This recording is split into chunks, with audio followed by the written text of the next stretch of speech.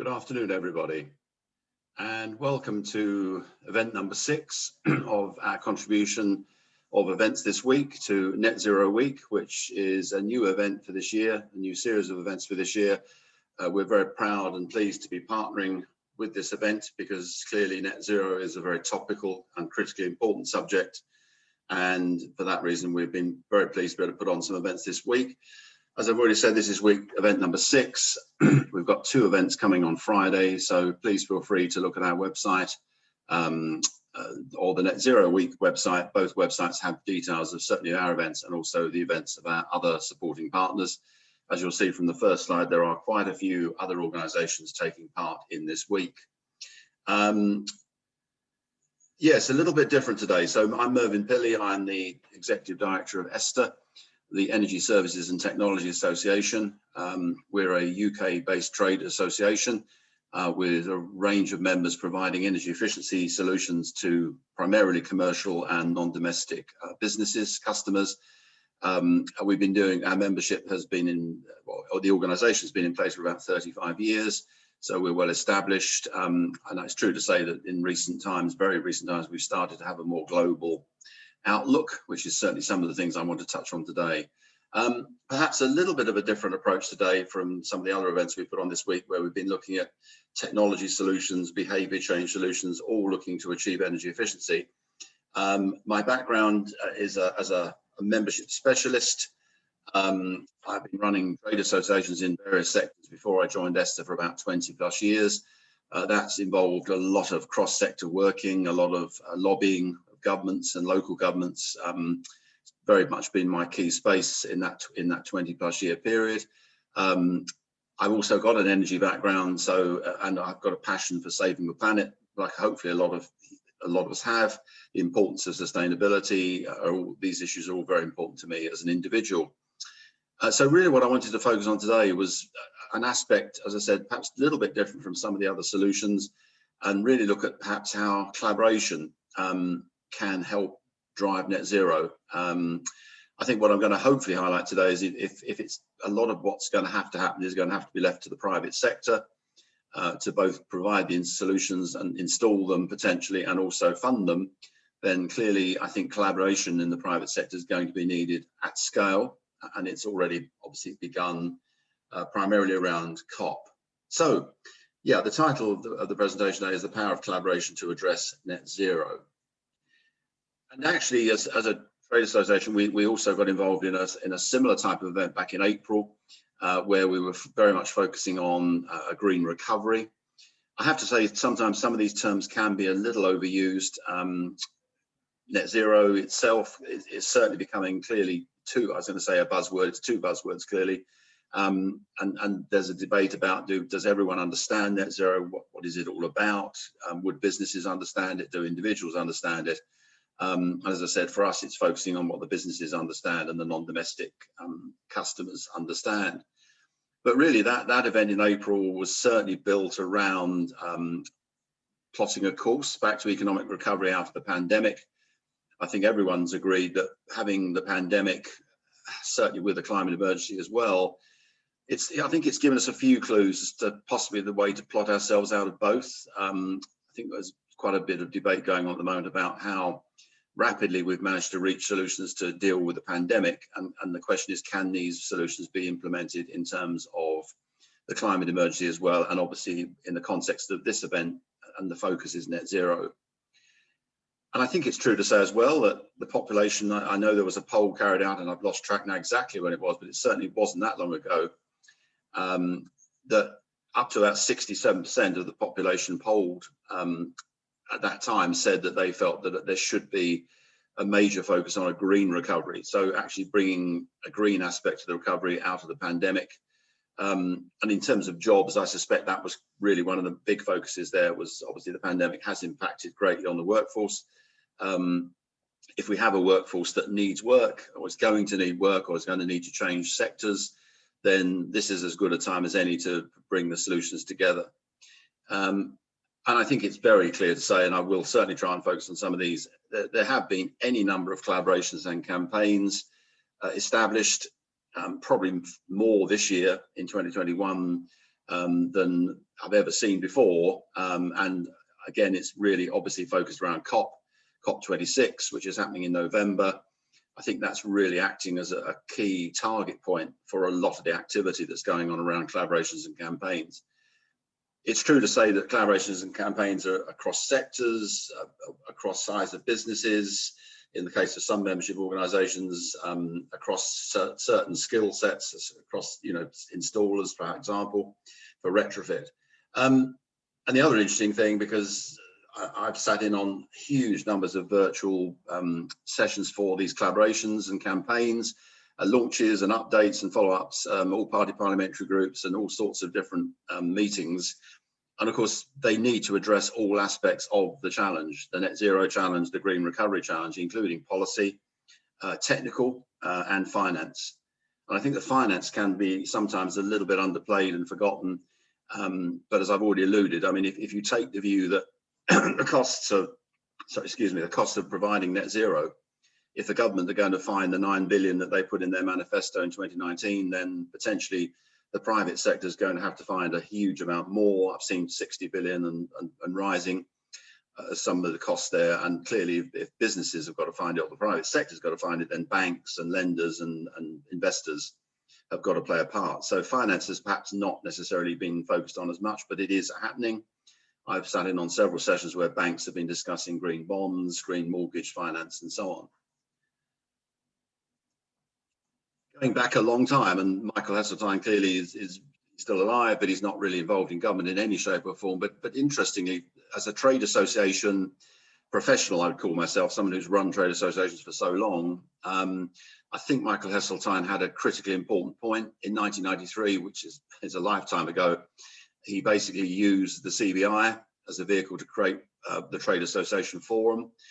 That still exists as an organization. It's no longer part of the CBI. But I think what Michael Heseltine really wanted to bring out was the very important aspect of using trade associations with all of their detailed knowledge, their knowledge of the sector, their knowledge of the members, their communication channels with the members to be able to get in touch and target aspects of a sector.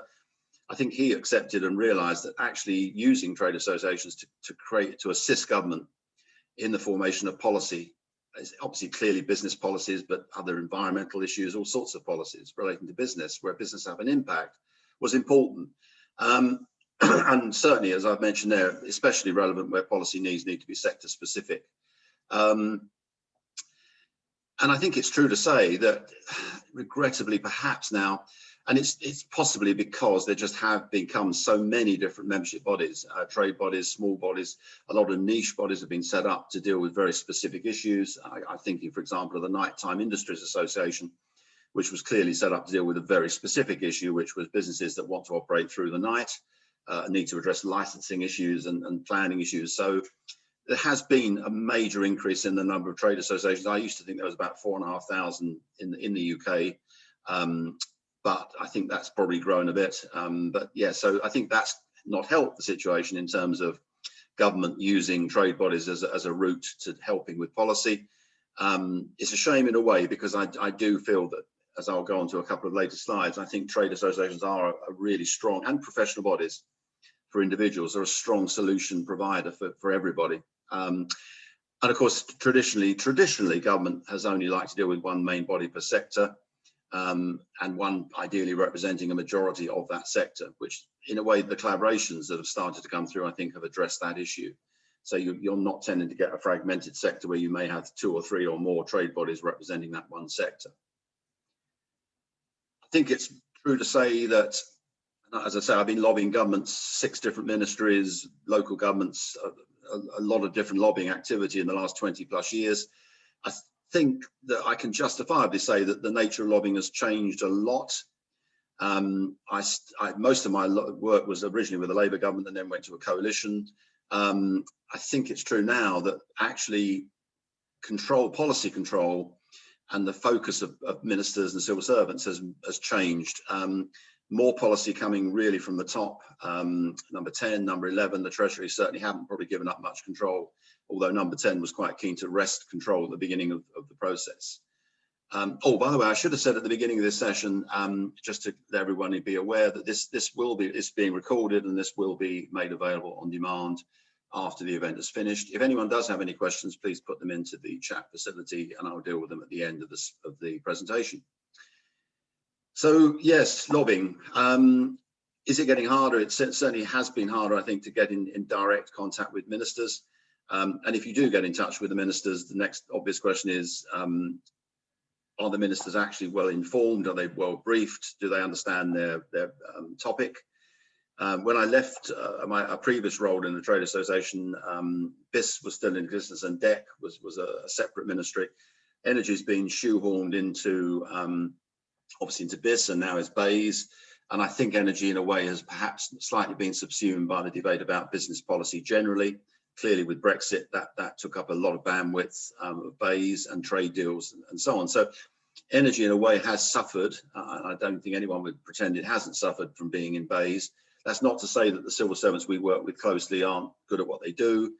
But obviously when you have changes of ministers fairly frequently, and because of COP, we've clearly had some changes, quite a number of changes, it doesn't necessarily help. And traditionally ministers in the past, certainly ministers I've dealt with over many years, have been very well briefed, on top of their topic, understand the topic inside out, and again, easier to have a discussion with. There's been a plethora of policy announcements, strategy releases. You've seen two this week, in fact, one on the transport decarbonisation and one on food strategy. Both sort of have some impact on net zero, but yeah, I mean, there's a lot coming out. We've had 2 consultations in our sector in the last couple of weeks, and another strategy yesterday about smart buildings, which is part of ESTA's work. A lot to understand, a lot to take on, a lot to understand for our members and discuss with our members and then feed back to government. But what I would say is the highly detailed plan, and I'm going to use that hackneyed phrase of joined up government. I think it's debatable whether we have got joined up government at the moment, and the devil is in the detail. So much coming out, but when you look at where the actual detail is, that is certainly for trade associations looking to provide solutions, and businesses who belong to trade associations looking to provide solutions. The lack of detail planning for business is critically important and is a major problem in terms of the time frame we have. The positive side of the pandemic, is there such a thing? I suspect many people would argue there's no such thing as a positive side of a pandemic, except possibly for 2 things. One, as I've already mentioned, the lessons that can be learned in terms of speed and effectiveness of change and adapting quickly. And I think it's created far, far greater chances for collaboration. I mean, I've already mentioned I've sat on any number of cross-sector groups across a wide range of sectors in the last 20+ years. And in the old days, that envisaged a lot of travel. Train, plane, yeah, every type of travel, getting to cars as well, getting to venues to meet with other cross-sector groups. And of course, globally and internationally, again, the same sort of thing. Now, I mean, obviously the technology has been in existence for a long time. The pandemic hasn't invented the virtual meeting concept, but I'm shocked at how few, when I look back, how few virtual meetings were actually taking place, certainly from my side, pre-pandemic. So I think it's really opened up collaboration hugely. And again, global aspects, it would have been really challenging. I mean, I've had discussions in the last few months with all sorts of countries, Australia, India, Canada. Without the virtual, those meetings, those sessions would have been really hard and challenging to set up and create, and we'd need to have a budget to do the collaboration. And of course, as a sector, and net zero, despite the transport strategy which has come out, perhaps alluding to the fact that we might be worrying unnecessarily about transport, certainly in terms of flying, I think everyone would agree that really less travel is going to be good for net zero. And as a sector, we should therefore be really doing our events and our collaboration where we can with less travel involved. And then COP26, I've been mentioning it a few times, Council of the Parties. It's a critically important event in Glasgow in November. It had prompted, when we had our last event recently, it was still a discussion about hybrid against face-to-face, against totally virtual. I think everyone now accepts it's going to be hybrid. There will be people in Glasgow. We will hopefully be at Glasgow as a trade body. But of course, a lot of people coming in from developing countries and under-resourced countries are going to probably potentially struggle. Vaccination programs are running at different speeds globally, so I suspect that a lot of very important people will not, unfortunately, be physically at the event, which is a shame, partly because of its importance, partly because there needs to be a lot agreed, we think, and discussed. And I'm going to be slightly controversial. I mean, what I hope will come out of COP is not something along the lines that came out of G7. Most of you will be aware that G7 was held in Cornwall a few weeks ago now. Lots of photo opportunities, lots of words, lots of discussions, but reality check, actual actionable plans and agreements were a bit thin on the vine. And what we're hoping is that COP, where it is more potentially about saving the planet, and I mean saving the planet in a relatively short space of time, because don't forget, although the original target was, the UK target in law was 2050, we've now dragged 78% back to 2035. So of our greenhouse gas emissions. So we've clearly got to move at pace. There's no two ways about that. So most people feel that this COP, and we are of course chairing the COP, is the most critical COP really since Paris in terms of actions needed and real actions needed, and yeah, agreed at that event. I've already mentioned cross-sector collaboration, and interestingly enough, as well as a trade association professional, I'd also regard myself as a membership specialist, and I've always believed that the power of membership, people belonging to groups, is a strong mechanism to solve a lot of challenges. A lot of discussion about individuals, and very good individuals doing lots of good things, and lots of individual companies doing lots of good things. But interestingly enough, bringing members together, bringing businesses together in trade associations or individuals together in professional bodies, the existence is there, and as I've already alluded, they've got a lot of detailed knowledge. They can quickly access their members in terms of communications. And these, I just mentioned 4 items there, where these are bigger picture collaborations, mainly around the sustainability development goals. I know this week is all about net zero, but it is true to say that apart from net zero, which is a very important target and legally enshrined target, obviously there's also a need to get to the sustainability development goals from the UN. And most of these collaborations that I've mentioned here are built around the sustainable development goals. In terms of the work we do as a trade association, I've been picking up on the collaboration front this year. We've been working hard with like-minded bodies. I'd be frank, we have an urge to drive energy efficiency, and certainly commercial non-domestic energy efficiency, up everyone's agenda, and can be implemented at the scale required. Our strong opinion is that energy efficiency solutions exist. They're already there. They can be scaled up quickly. The payback is generally quicker. The costs are generally lower. And I think it's the view that using energy efficiency as the first fuel, so actually using less, or where you have to use energy, making sure you're using it efficiently and effectively, is something that's slightly got subsumed underneath all the other very expensive carbon capture, storage, EV, renewable hydrogen, all those other debates. It's energy efficiency, as far as we're concerned, is critical. And I think it's also important to say that it's an action that can be delivered now. It's not something that is going to be taking a long time ahead and a lot of money to implement. We've set up some joint groups on the collaboration piece, some very niche, some very specific. The first one on that list, Joint Energy Efficiency in Buildings Group with the Building Engineering Services Association, BESA. We think this is important. Energy efficiency in the commercial building stock, non-domestic building stock, public sector building stock is important. We've got a very challenging building stock in the UK because of a lot of it, certainly on the commercial side, is of an age when it's not easily remediable. So this group has been set up with a lot of expertise, a lot of combined knowledge and expertise to seek answers and try and come up with solutions and try and help government arrive at some policy around the buildings side of energy efficiency.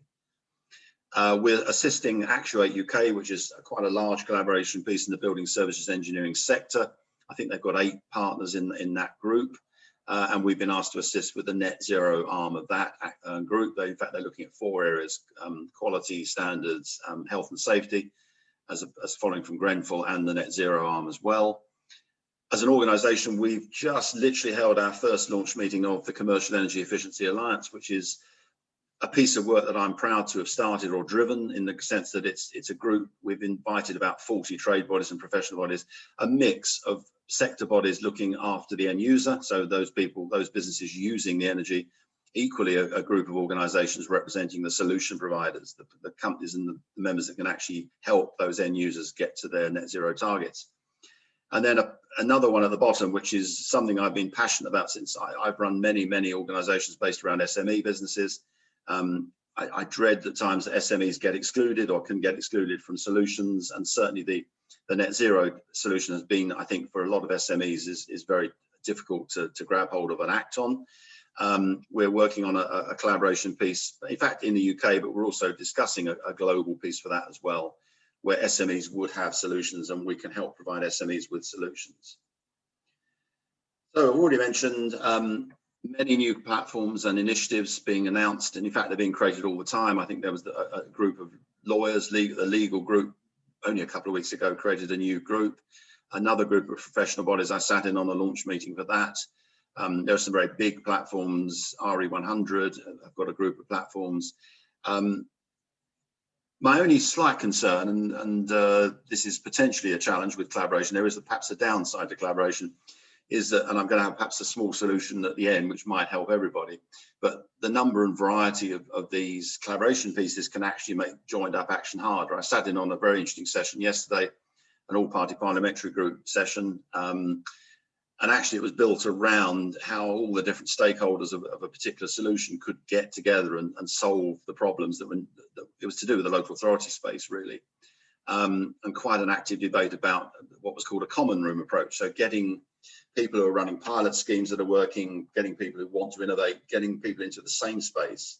So really what I call a collaboration of collaborations, it's important as well is that the big negative of collaboration can be discussion, too many words, too much talk, not enough action. And I think, as I said about COP, one of the critical things that we need to say is that out of COP needs to come actions. And I'm hoping as well from the collaboration piece, actions are equally important. Yeah, COP, I've mentioned COP several times and clearly it's a focus, but a little disappointing because in reality, COP should of course have happened last year. So the government has had 12 months to formulate stuff, bring stuff forward, and really they've had an extra year. A little debatable as to how well they've used that year. We're working on something specific for COP. We're working on an energy efficiency manifesto to try and act on really the International Energy Agency's report about how important energy efficiency is, and it is undervalued sometimes. And the manifesto is going to be presented to COP delegates, so hopefully at a fringe event. And our focus is on pushing that energy efficiency agenda up all stakeholders' agendas.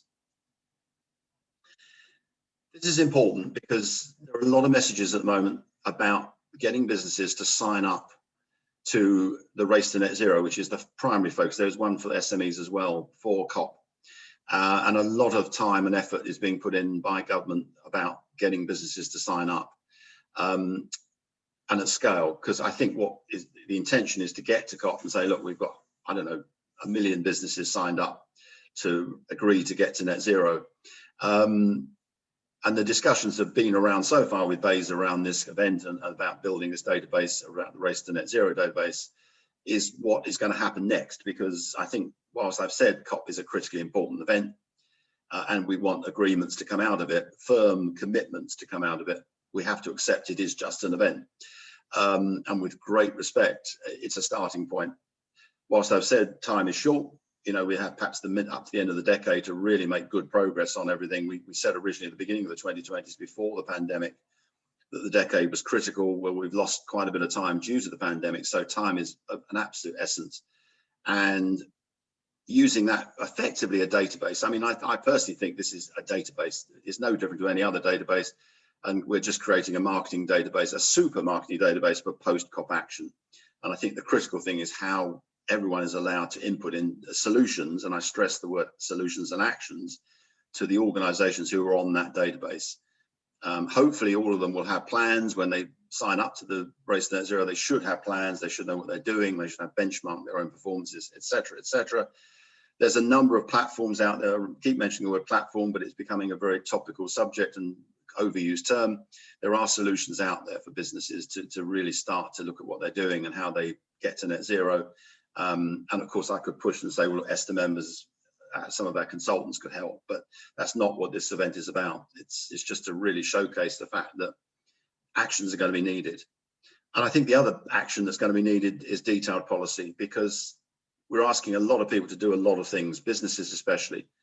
Getting to a net zero position is not going to be easy for business. And without policy, without detailed policy, and I stress the word detailed, that isn't going to happen easily. Businesses have got enough challenges at the moment. Some businesses have had Brexit to deal with. They've had an element of uncertainty about an election in 2019. They've obviously now had the pandemic for 18 months. And without detail, it's very, very difficult for businesses to move forward. We're still waiting for various documents, policy documents, some of them slightly more worrying than others. Certainly the heat and building strategy is of great concern, because most of you, hopefully most of you on the meeting will be aware, or viewing the meeting will be aware, that so much of our decarbonisation has got to come from heating buildings. And at the moment, we understand it's drafted. We understand there's some discussions around it. There are some issues about the costs of it. Treasury and Number 10 are having some discussions before it's published. The net zero review, which is perhaps even another interesting from the Treasury, and the net zero strategy from overall strategy from the government, and of course the base hydrogen strategy. These strategies are all really critical for net zero, and of course in theory then for COP. And I think it's true to say the transport strategy, which did come out this week, along with the food strategy, has been issued. But again, as I mentioned earlier on, the devil is in the detail, and in this case, unfortunately, is in the missing detail. I think there's quite a lot of gaps in, and of course, a strategy document isn't policy, but at the stage we're at, and the planning stage we're at, we need to move so quickly that we can't afford to wait a long time for that detail. This is important because it really is about collaboration, the whole point of this presentation. The closer we get to COP, we've got to, if government want, and I said right at the beginning how important I feel that trade bodies and professional bodies are in the process of aiding government getting to the right policy. The closer we get to COP, well, clearly without these documents, we really are going to run out of time to actually consult with and get feedback from members, and then in turn feed that input back to government. And then of course the government has to do the work of getting the policy in place, get it through government, through Parliament, get it drafted, get it through Parliament. So there's already an issue of time, and reality check. I suspect government would like to have some joined up thinking at the time of COP. So this is going to really struggle to get everything done in time for that event in November. And I still think that actually the strategy documents probably would be better formulated using the vast amount of experience, knowledge, coupled with working pilot schemes that collaborations can bring to the table. Now, I have great respect for civil servants. I've worked across government ministries for the last 20 years plus. I've spoken to any number of civil servants. And of course, at the end of the day, it's the ministers that make the decisions, not the civil servants. But I do feel sometimes that policy is rarely made, or even strategy is rarely made with enough consultation. And at the moment, especially when we have got such an urgency and such a need to get to net zero, it's a little bit mind-blowing that a lot of stuff is being put out without necessarily that pre-strategy consultation process. These bodies and these organizations are working closely together, and probably more effectively than they've ever worked before. And it's a huge shame to my mind that the actual inputs into government is not being picked up. I also think it's important that businesses feel supported, and traditionally that's something that trade associations are there to do. One of our roles is to provide support for our members in every single way that we can. I think it's true to say that sectors are actively involved in the supply chain for net zero solutions, such as installers in the retrofit space. There definitely needs to be longer term policy. I mentioned about the green recovery, about jobs for installers. Obviously, it's been mentioned as one shovel-ready solution around the country in terms of jobs. People need to install retrofit measures, whatever those retrofit measures may be. And I do believe strongly that because of what happened with the Green Homes Grant Scheme, which some of you probably would be aware of what happened, where the scheme really didn't work. There's an open debate about why, and some of it I think was just down to the problems of installers not perhaps being fully on board with the scheme, being fully discussed about what was happening and why it was happening like that, and the bureaucracy of the scheme, etc. And of course the pandemic, which I suppose, to be fair, would have probably caused challenges under any scheme. But I think the challenge is that, and there was discussions about potentially another Green Homes Grant Scheme Mark II coming through, but businesses, the installers, the businesses that have actually got to implement the net zero solutions need certainty. I really can't stress enough. I mean, I've run businesses and set businesses up as well as running trade associations, and it's critical that businesses need that certainty. You can't say to a business you need to take on 10 insulation installers or glazing installers or whatever. Oh, by the way, you might, we can't really be sure when that work's going to come through, when you're going to get paid for it, et cetera, and who's going to pay for the training. So trying to get installer businesses, for example, to take on other people from other sectors where they're no longer required is a major challenge, and not one that business on their own can possibly do. I've already mentioned quite a bit of this, so it's important to, from a practical perspective, we need to help drive things forward, and as do all the associations, all of the trade associations, professional bodies. It's true, I believe, that there are immediately available solutions and actions for net zero, and they need sharp focus. So where we're offering those solutions through energy efficiency, which is the starting point, we believe, for all net zero journeys, really need to focus on those. I mean, one of the negative aspects of collaboration, and I've already mentioned this, is that a lot of talking is done. And actually, I think it's on another slide, but I'll mention it now, that some of those collaborations around the Sustainability Development Goals, because of the width, the breadth of those goals, it's all too easy to talk around some of them in really generalized terms, and the actual solutions to those goals are not necessarily getting focused on. So something like energy efficiency, where it really is a solution that's the start of a journey, it's readily available, low cost, relatively low cost, not no cost, relatively low cost, quick payback. We really are needing to drive those forward. Yeah, I mentioned a solution. Well, to me, actually, and this is back to the common rooms approach I mentioned from yesterday's session I sat in on, ultimately the government probably needs to house the collaboration of collaborations, because I think that's where the mechanism would come to produce the policy. So many things going on at different areas of the country, different places, different technical aspects, different solution provisions. And I just think someone needs to bring all this together into one large pot.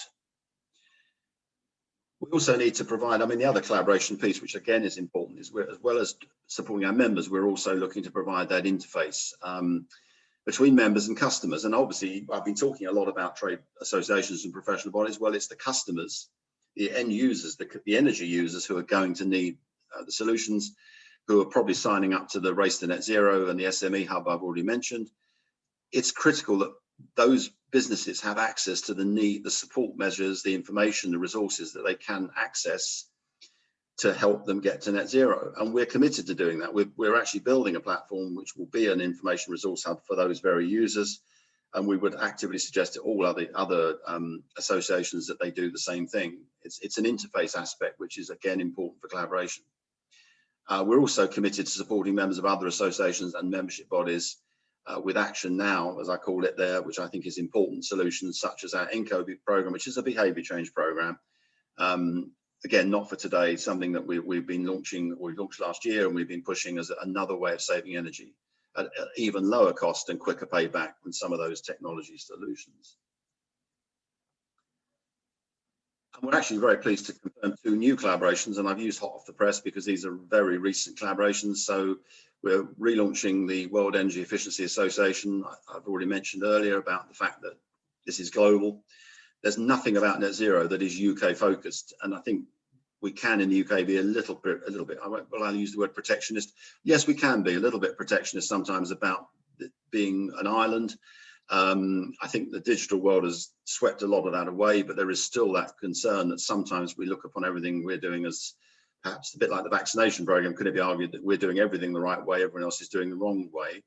I think with net zero, with energy efficiency, it's critical that we take on board the best practice and learn lessons from others, because I don't think we're always getting everything right, where policies are being done differently, and the EU have obviously taken a radically different approach to their green recovery.